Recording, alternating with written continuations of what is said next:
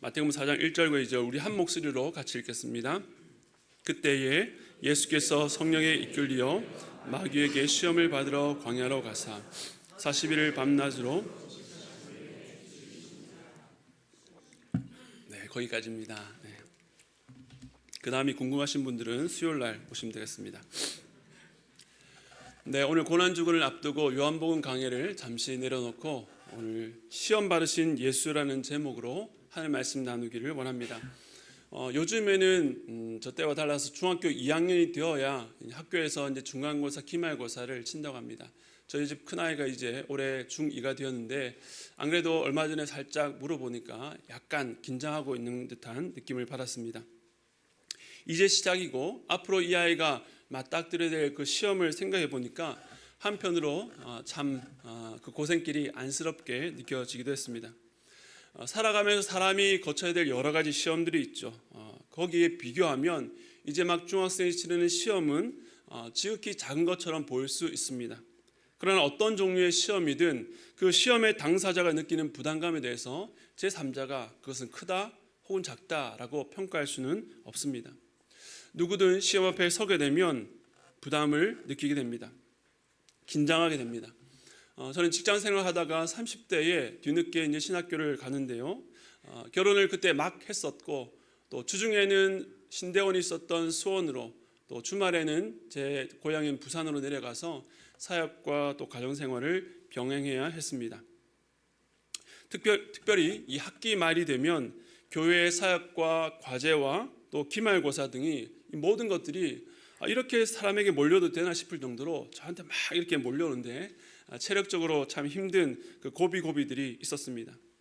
그렇게 신대원을 졸업하고 1년이 지나서 강도사 인허를 받고 또다시 1년이 지나서 목사 안수를 받았던 그날 그 참 감격과 여러 가지 지나간 시간들이 떠올랐습니다. 그런데 솔직히 말해서 제 마음 한켠에 들었던 생각이 있었는데요.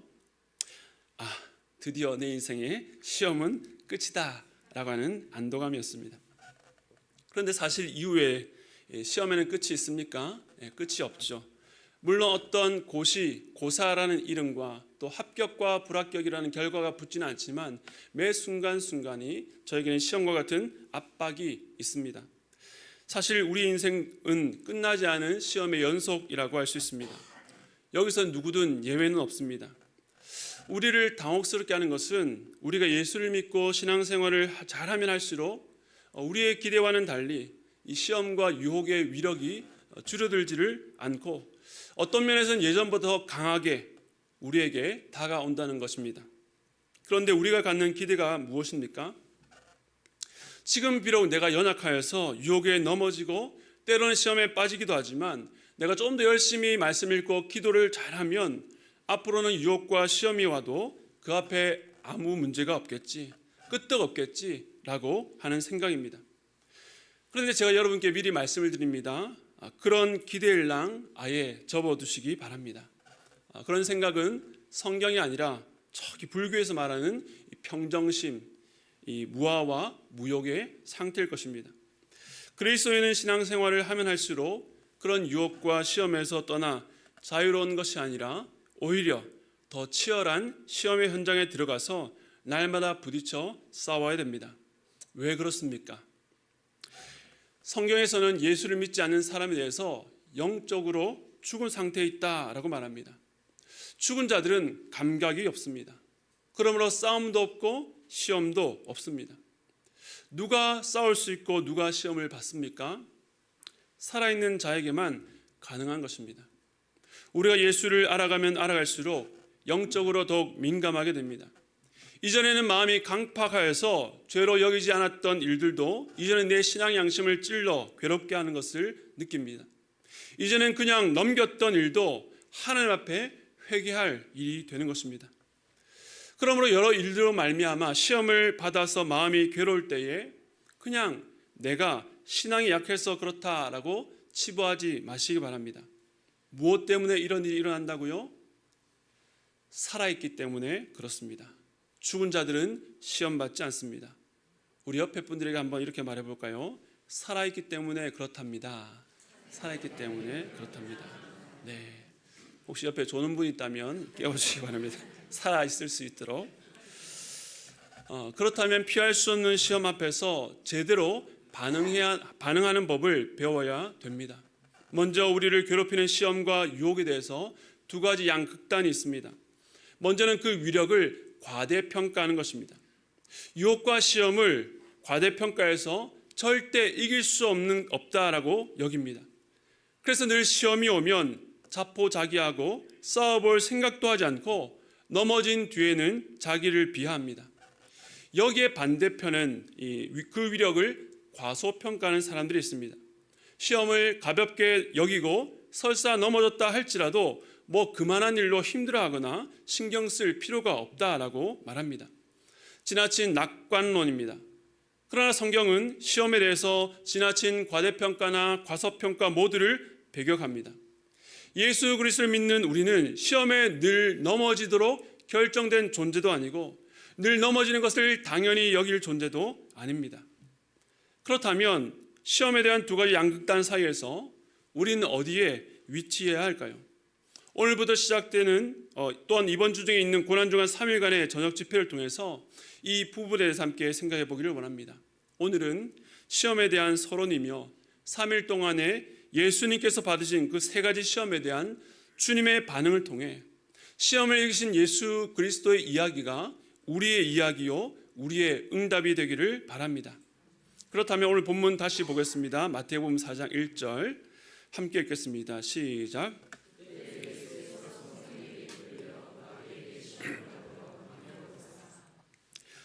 우리가 함께 읽기는 했지만 첫 구절부터 이해하기가 쉽지 않습니다. 여기 눈에 띄는 단어가 예수, 성령, 마귀, 시험, 광야라는 단어가 눈에 띄는데요. 이 단어들이 한 문장 안에 함께 있다는 것이 굉장히 어색하게 느껴집니다. 예수님이라는 한 인물, 광야라고 하는 동일한 장소, 시험이라고 하는 동일한 사건에 대해서 성령과 마귀가 함께 영향을 준다라고 말합니다. 성령이 마귀를 몰아냈다고 해야 될 것 같은데 오히려 성령에 이끌려서 간 곳이 마귀에게 시험을 받으러 가셨다라고 말합니다. 어떤 한 가지 일을 두고 거기에 성령의 인도하심이 있고 마귀가 우리를 시험에 빠뜨리려는 악한 괴계도 공존할 수 있다는 것입니다. 물론 이것을 우리의 머리로 명확하게 이해할 수는 없습니다. 하지만 마귀에게 받은 시험이기 때문에 마귀의 악한 의도와 목적이 거기에 분명히 있고 성령에 이끌려서 마귀의 시험을 받았기 때문에 거기에는 더 크신 하나님의 목적과 의도가 있다는 것입니다. 누가 능력이 더 강합니까? 당연히 하나님께서 더 큰 능력으로 감싸고 있다는 것입니다. 그러므로 마귀가 아무리 악한 방향으로 몰고 가려 할지라도 결국에는 하나님의 뜻을 이루는 도구가 될 수밖에 없는 것입니다. 욥기 2장 6절은 이렇게 말하는데요. 우리 함께 읽겠습니다. 시작.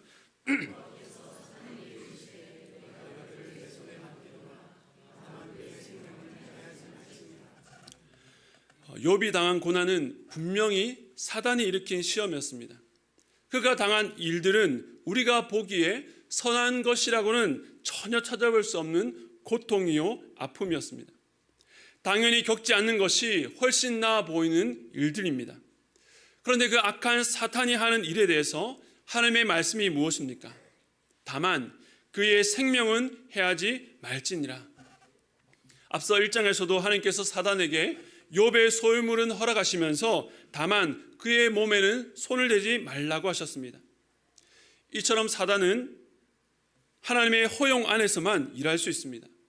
하나님은 사단이 욥의 생명만큼은 치지 못하게 막으심으로 하나님의 다스림과 주권 안에 그 억울한 일, 그 괴로운 일이 통해서 하나님께서 욥에게 계획하신 일을 이루려 하신 것입니다. 그럼에도 우리는 왜 하나님께서 사단이 악을 행하도록 허용하시는지 그 이유를 알 수는 없습니다. 하지만 분명한 것은 그 시험과 고난 중에도 하나님의 통치와 주권이 여전히 시행되고 있고 그 일의 결국을 하나님께서 이끄신다는 사실입니다. 무신론자들은 이렇게 말합니다. 이 세상에 이유를 알 수 없는 고난과 시험이 있는 것을 보니 신이 없는 것은 분명하다고. 그러나 우리들은 이렇게 말합니다. 우리가 다 알 수 없는 이유와 고난, 환난이 있기 때문에 하나님은 분명히 계시며 계셔야 한다고 말입니다. 이 세상을 시작하시고 마무리하시는 분이 계시고 우리가 다 이해하지 못해도 이 모든 것을 다스리시는 주권자, 심판자가 있다는 것은 혼란으로 가득한 세상 속에서도 여전히 소망을 품을 수 있는 이유와 근거가 되는 것입니다. 선하신 하나님께서 우리를 붙들고 계십니다. 그렇다면 시험은 무엇일까요? 제가 이전에도 이 시험과 관련된 설교를 할 때에 시험 안에는 매우 복잡한 요소가 있다라고 말씀을 드렸습니다. 성경의 어떤 본문을 보면 하나님은 사람을 시험하지 않는다라고 분명히 말합니다. 그 말은 하나님께서 사람을 넘어뜨릴 목적으로 유혹하거나 하나님의 목적을 이루기 위해서 어떤 사람을 일부러 죄를 짓도록 만들지 않는다는 뜻입니다. 예를 들어서 하나님께서 가룟 유다를 유혹해서 예수를 팔게 만들었고 결국 그를 통해 예수님이 십자가를 지셔서 속죄 사역을 완성하셨다라고 하는 주장은 틀린 것입니다. 야고보서 1장 15절에 보면 사람이 시험을 받아 넘어진 것은 자기 욕심에 끌려서 미혹되었기 때문이다 라고 말합니다. 그러므로 사람은 자기가 죄를 지어서 넘어진 것에 대해서 하나님께서 나를 시험했기 때문이다 라고 하나님께 책임 전가할 수 없다는 것입니다. 그런데 또 성경의 더 많은 본문에서는 하나님께서 여러 사람들을 시험하는 것을 보게 됩니다. 시험을 통해서 그 사람을 연단하시고 그 사람의 인격과 믿음을 세우십니다. 좀 전에 말씀드렸던 욥도 그렇고 아브라함이 이삭을 바치는 하나님의 시험을 통해서 견고한 믿음의 사람, 믿음의 조상이 되었습니다. 그 시험은 아브라함 입장에서 도저히 이해할 수 없는 시험이었지만 결국 아브라함을 바로 세우는 자리였음은 부인할 수 없는 것입니다.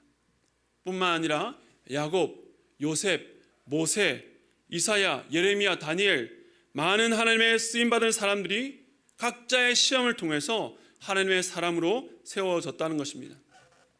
이처럼 두 종류의 시험 모두 공통점이 있다면 그것이 자기 욕심에 끌려서 미혹된 결과이든 하나님의 사람으로 견고한 믿음의 자리에 세우기 위한 것이든 그 시험들을 통해서 시험받는 이의 정체성, 그가 어떤 사람인지, 그가 누구에게 속했는지가 드러난다는 것입니다. 유다는 한순간의 실수로 예수를 판 것이 아니었습니다. 그는 예수의 제자로 모든 재정을 맡을 만큼 전적인 신뢰를 받는 것으로 자신을 숨기고 사람들의 눈을 속였지만 그는 처음부터 주께 속한 자가 아니었고 예수님도 그것을 아셨습니다. 그 마음 깊은 곳에 있는 돈에 대한 욕심, 예수님에 대한 불신이 점점 장성하다가 예수께서 십자가를 앞둔 그 결정적인 때에 자기의 정체를 만천하에 드러낸 것입니다. 반면 하나님의 자녀들은 시험을 통해 때로 넘어지기도 하지만 그 과정을 통해서 결국 하나님의 자녀됨이 드러나고 그의 믿음이 견고해지며 더욱더 하나님의 사람으로 세워지게 되는 것입니다. 대표적으로 베드로를 들 수 있습니다. 작년 고난주간 집회 때 나눈 것처럼 그가 시험 앞에 예수를 저주하고 부인하는 비참한 실패를 경험했습니다. 그러나 그 실패로 인해서 자신이 예수께 속하지 않은 자라는 것이 드러나는 것이 아니라 그 실패로 말미암아 그가 나중에 주님의 더 큰 사랑을 깨닫게 되었고 그의 믿음이 견고해지는 자리까지 나아가게 된 것입니다. 그래서 우리는 시험을 만날 때에 그 시험의 원인이 무엇인지, 누가 내게 이런 고난을 주시는가, 왜 하나님은 그 고난을 내게 허용하시고 그저 팔짱 끼고 보고만 계시는가 라고 분석해서는 안 됩니다. 지난주까지 보았던 날 때부터 맹인된 사람에 대해서도 마찬가지였습니다. 그가 불행한 것이 누구의 죄 때문인지 알려고 하는 것은 알 수 없는 일이요 아무런 의미가 없는 일입니다. 하지만 그 상황에서 확실해야 될 것이 무엇입니까? 장차 그 불행을 통해서 이 불행 가운데서도 하나님께서 그에게 나타나실 일을 주목하고 바라보아야 한다는 것입니다. 그렇기 때문에 우리가 인생에서 어떤 시험이나 고난을 만날 때 그 안에 우리가 다 헤아릴 수 없는 내용과 하나님의 선하신 뜻이 있다는 것을 믿어야 하는 것입니다. 그런데 이 진리는 우리에게 결코 일방적이거나 강압적으로 다가오지 않습니다. 우리가 지정의를 가진 인격이기 때문에 이 진리를 개인적으로 납득하고 받아들이기 위해서는 각자만의 과정이 필요합니다. 욥이 마지막에 내가 죽게 대하여 귀로 듣기만 했는데 이제는 눈으로 주를 봅니다 라고 고백할 수 있었던 것은 그 앞서서 거의 40장에 이르는 긴 대화와 하나님의 말씀이 있었기 때문입니다. 저는 이것을 하나님과 그 사람과의 스토리라고 부르고 싶습니다. 여기 앉아 계신 분들 중에서도 각자 인생의 많은 굴곡과 시험을 통과해 여기까지 오셨을 것입니다. 그 문제가 해결된 것도 있고 여전히 시험의 한가운데를 걸어가고 있는 분들도 있을 것입니다. 그러나 그 시험을 통과하며 하나님과의 스토리가 형성된 분들은 그 시험을 볼 때에 달갑고 반가워서가 아니라 그 시험을 통해서 내게 이루어진 하나님의 일을 인정할 수밖에 없는 것입니다. 그래서 시험에 대한 우리의 생각과 태도가 조금씩 달라집니다. 그런데 그것이 아직 해결되지 않은 사람은 하나님을 의심하고 원망하게 되고 그래서 보통 시험에 들었다라고 표현합니다. 하지만 여러분이 현재 그 과정 가운데 있다 할지라도 그가 하나님의 백성이라면 그것이 결말이 아니라 과정이라고 확신합니다. 각 사람이 자기에게 주어진 시험과 고난을 받아들이고 그 속에 하나님의 선하심을 고백하기까지는 시간이 필요합니다. 그리고 하나님은 그 과정을 통해서 반드시 이루실 것입니다. 그런데 오늘 본문에서는 예수님께서 시험 받으신 일을 기록하고 있습니다. 사람이 시험을 받아서 믿음이 견고해지는 것은 이해하겠는데 완전하신 예수님은 어떤 이유로 시험을 받으셨을까요? 왜 성령님께서 예수님을 마귀에게 시험받는 자리로 이끄셨을까요?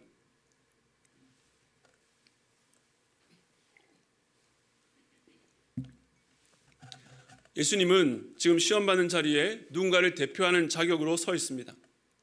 오늘 본문 바로 앞인 3장을 보면 예수님께서 이전까지는 자기를 숨기고 계시다가 공생애를 시작하면서 가장 먼저 하셨던 일이 세례요한에게 세례를 받으신 일이었습니다. 당시 세례요한은 메시아가 오실 길을 예비하며 회개의 세례를 전했습니다.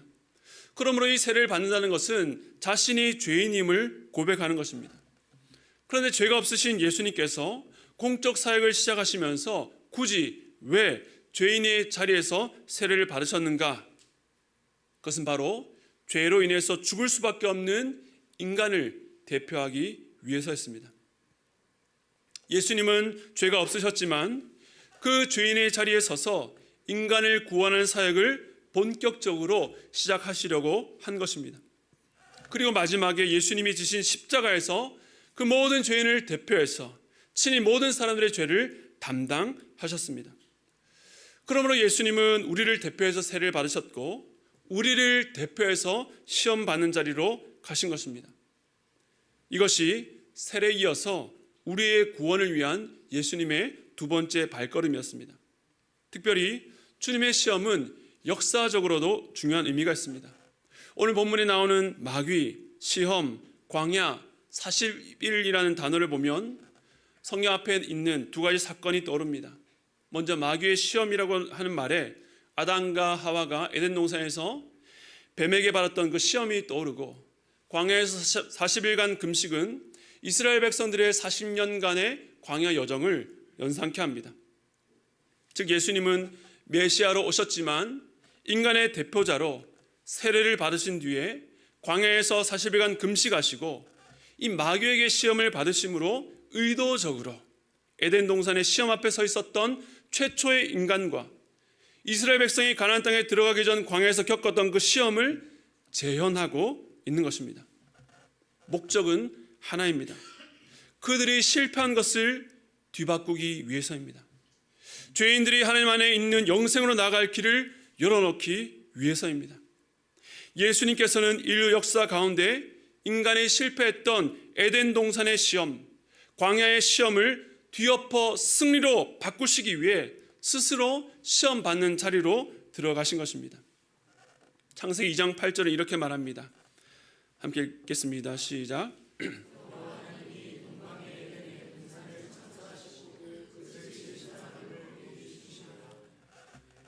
하나님께서 최초의 사람 인간을 에덴 동산을 만들어서 거기에 두셨습니다.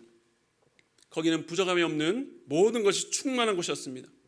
그저 동산 중앙에 하나님께서 금하신 실과 이외에는 그에게 아무런 제한이 없었고 동산의 모든 것을 관리하고 다스릴 권한이 있는 그야말로 조건으로 보면 하나님을 떠날 이유가 없는 자리였습니다. 그런데 아담과 하와가 죄를 범해 시험에 빠지고 시험에 실패하고 그 풍요로운 땅 동산에서 쫓겨나게 됩니다. 그곳은 인간에게 광야와도 같은 곳이었습니다. 그런데 예수님께서 세례 받으신 뒤에 성령께서 그를 어디에 두셨습니까? 광야에 두셨습니다. 성경에서 광야에 대해서 이렇게 설명하는데요. 신명기 8장 15절을 보겠습니다. 같이 한번 읽겠습니다. 시작. 너를 인도하여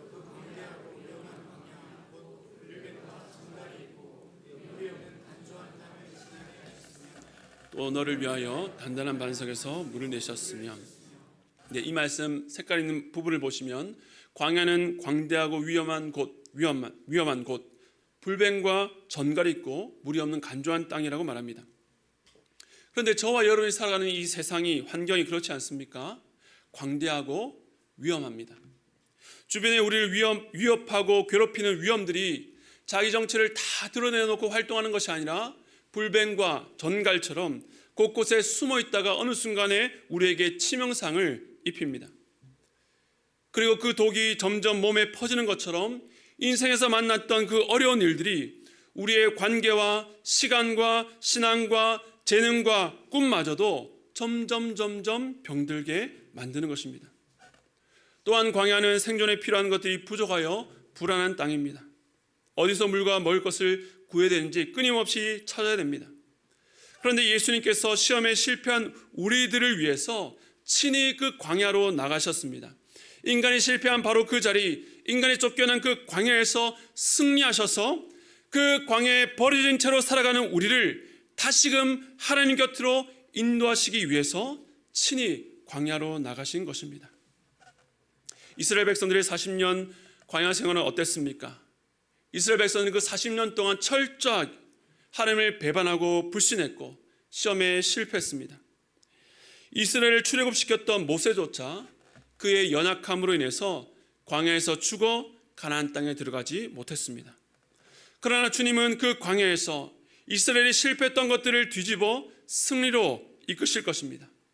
그래서 예수님은 이스라엘 하나님 백성의 참된 구원자로 그 백성들을 하나님 나라의 안전에 이끄실 것입니다. 그렇기 때문에 우리는 이 광야 같은 인생을 걸어가면서 이 광야에서 승리하신 예수 그리스도를 바라보아야 합니다. 우리가 그분 안에 살고 그분이 내 안에 살 때에 예수의 승리가 나의 승리가 되고 나의 승리가 예수의 승리가 되는 것입니다. 그런데 어떤 분들은 이렇게 생각할 수 있습니다.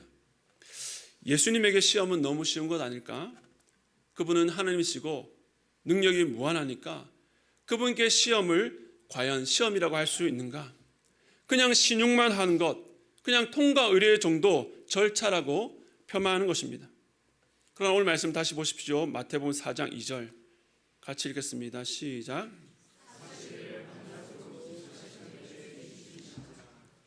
아까 읽었던 1절도 그렇고 2절에도 이해가 되지 않는 지점이 있습니다.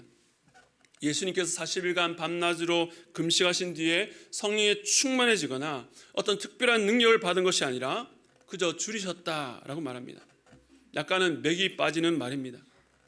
만약 제가 금식하러 기도원에 들어가서 40일은 너무 길고 7일간 금식하고 나왔다고 합시다. 사람들이 기대하는 것이 무엇입니까? 무언가 얼굴에 빛이 난다거나 그렇게 일주일간 금식하고 준비한 설교는 얼마나 특별하고 은혜가 남다를까? 뭔가 다른 것을 기대합니다. 그리고 저한테 묻는 분들도 있을 겁니다. 목사님 7일간 금식하시고 어떠셨습니까? 하나님께 어떤 말씀을 하시던가요? 어떤 특별한 체험을 하셨습니까? 그런데 제가 거기다 대고 집사님 7일간 금식했더니 너무 배가 고픕니다. 뭐 좀 사주십시오 라고 한다면 김이 팍 셀 겁니다. 그런데 사실 이 말은 너무나도 우리에게는 당연한 자연스러운 말입니다. 40일간 밤낮으로 금식하셨다면 줄이는 게 당연합니다. 예수님, 하나님의 아들이 금식한 뒤에 줄이셨다는 말은 그가 인간인 척하고 사셨다는 것이 아니라 실제로 인간으로 사셨다는 것을 말씀하는 것입니다. 즉 앞으로 마귀에게 3번의 시험을 받으시는데 먹지 못하면 줄일 수밖에 없는 연약한 인간으로 서 계신 것입니다. 예수님은 피곤하셔서 골아 떨어지기도 하셨고 울기도 하셨습니다.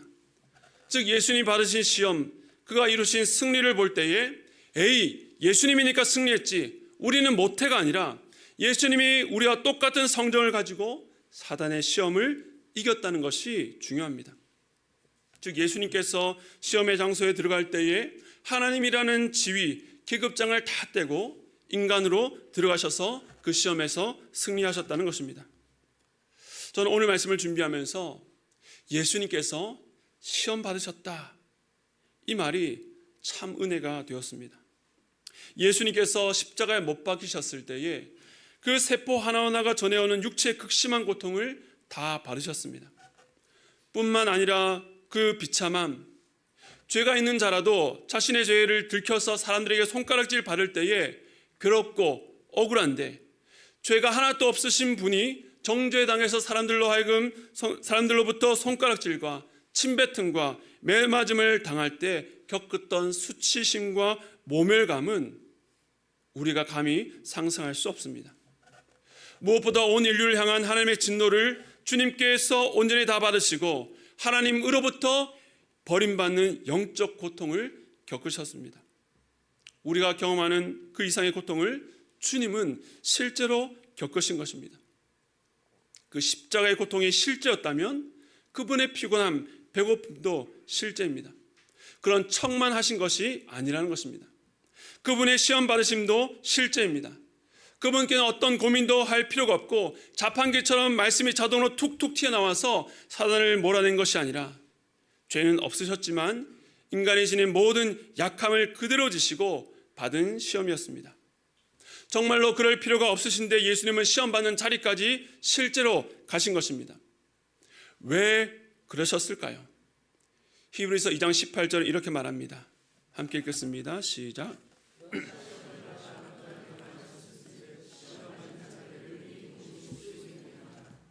주님이 실제로 시험받는 자리에 가신 이유는 시험 가운데 있는 저와 여러분을 도우시기 위해서입니다. 히브리서 4장 15절 주님께서 어떻게 도우시는가? 함께 읽겠습니다. 시작. 우리에게 있는 대제사장은 우리의 연약함을 동정하지 못하실 리가 아니요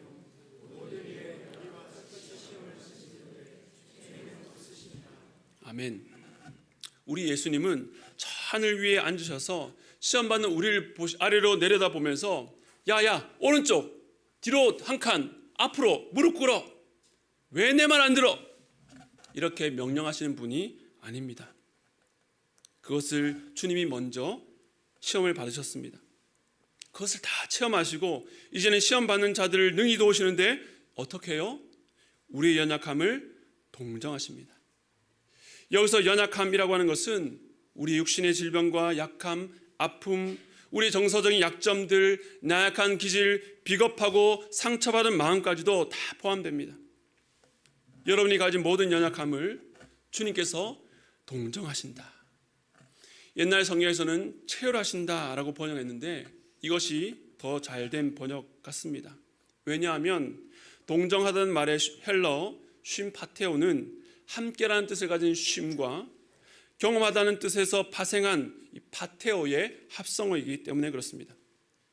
즉 주님께서 우리 연약함을 동정하신다는 것은 함께 경험하고 계신다, 함께 참여하신다는 의미입니다. 우리 주님이 여러분의 연약함을 체휼하십니다. 남들이 다 알 수 없는 내 마음, 내 고통을 우리 주님께서 외면치 않으시고 오셔서 내 마음, 내 고통을 내가 다 안다, 내가 지금 너와 함께 그 고통을 함께 겪고 있단다 말씀하십니다. 예수님께서 시험 받으신 것은 이처럼 우리를 실제적으로 돕기 위해서입니다.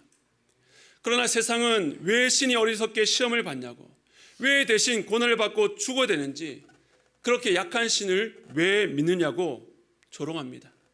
그냥 위에서 능력을 행사해서 구원하면 되지라고 합니다. 그런데 우리가 믿는 하나님, 우리가 영원히 따를 예수님은 그저 말로만 추상적인 이론으로 그냥 위에서 능력을 툭 던져서 우리를 구원하겠다 하지 않으시고 직접 역사 속으로 들어오셔서 그 모든 일을 직접 겪으시고 우리를 영원한 안식과 영생으로 인도하시는 분입니다. 그러므로 예수께서 시험을 받으셨다는 말 안에는 저와 여러분을 향한 깊은 이해와 사랑이 담겨 있습니다. 그 예수님이 저와 여러분의 구원자시며 주님이십니다.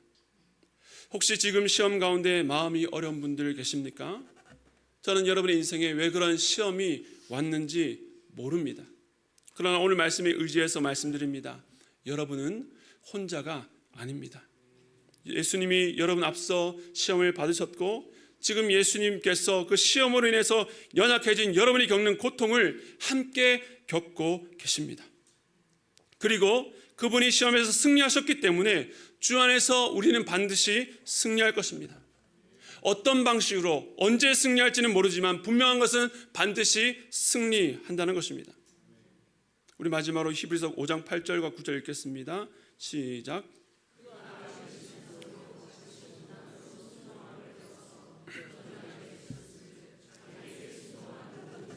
영원한 구원의 근원이 되시고 아멘. 예수님은 아들 곧 하나님이셨지만 순종함을 배워서 온전하게 되었습니다. 시험을 통해 순종을 배우고 온전케 되신 예수님처럼 우리도 고난 가운데 순종으로 나아갈 때에 온전케 될 줄로 믿습니다. 그러므로 우리가 주님을 따라 시험에서 승리하는 길은 바로 순종입니다. 여러분에게 오늘 말씀대로 순종할 것을 권면드립니다. 내가 현재 받는 시험에 아무도 어디에도 답이 없다고 생각하시는 분, 예수 안에 답이 있다는 오늘 말씀, 시험 가운데서도 우리를 그냥 내버려 두지 않으시고 나를 동정하는 분이 예수님이라는 그 진리 앞에 순종하시기 바랍니다. 여러분의 상황과 느낌이 전혀 그렇게 보이지 않아도 이 진리를 믿으며 주께서 그렇다 하시니 그런 줄로 믿고 나아가겠습니다. 그렇게 순종으로 나아갈 때에 시험을 이기는 첫걸음, 오늘 첫날이 될 것입니다. 주님, 내가 주님의 말씀에 의지해 순종하기를 원합니다. 주님께서 이끄실 길을 따라가겠습니다.